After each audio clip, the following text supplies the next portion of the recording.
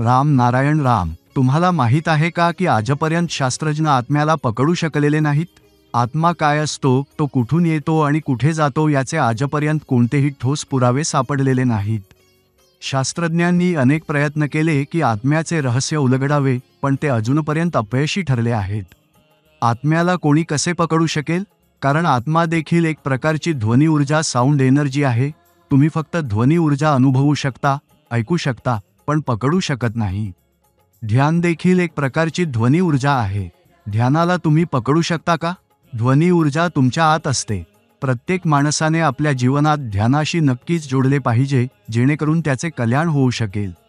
ध्यानाच्या माध्यमातून तुम्ही तुमच्या मनाला, विवेकाला आणि अंतरात्म्याला बळकटी देता. तुम्ही त्यांना आपल्या अधीन ठेवू शकण्यास सक्षम होता. त्यामुळे प्रत्येकाने ध्यान केलेच पाहिजे. ध्यान म्हणजे एक प्रकारची ध्वनी ऊर्जा आहे जी आपल्या शरीरात असलेल्या 50,000 कोटी आत्म्यांना ऊर्जा देते. त्यामुळे आपल्या शरीराला बळ मिळते, जीवन मिळते आणि विचार करण्याची, समजून घेण्याची शक्ती वाढते. ही ध्वनी ऊर्जा निसर्गातून येते. आपली ही पृथ्वी आकाशाची एक फार कठीण शाळा आहे. या शाळेत उत्तीर्ण होणे, पूर्ण गुण मिळवणे फारच कठीण आहे. आजवर कोणालाही या शाळेत पूर्ण गुण मिळवता आलेले नाहीत.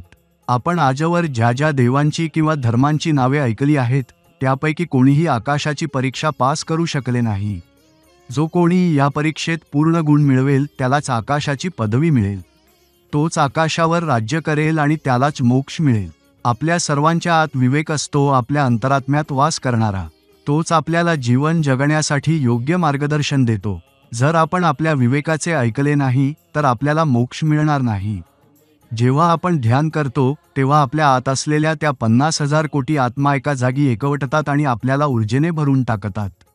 तुम्हाला फक्त तुमच्या मनात हे ठाम ठरवायचं आहे की कोणत्याही परिस्थितीत ध्यान करायचंच आहे. ध्यान केल्यामुळे तुमच्या अनेक चिंता, अडचणी, मनाची द्विधा, संकोच हे सर्व हळूहळू नाहीसे होतात.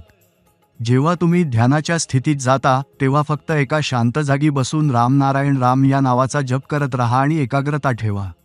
विश्वास ठेवा, हा बीजमंत्र तुमचं संपूर्ण जीवन बदलून टाकेल. एकदाच तरी याच्याशी नातं जोडा आणि अनुभव घ्या.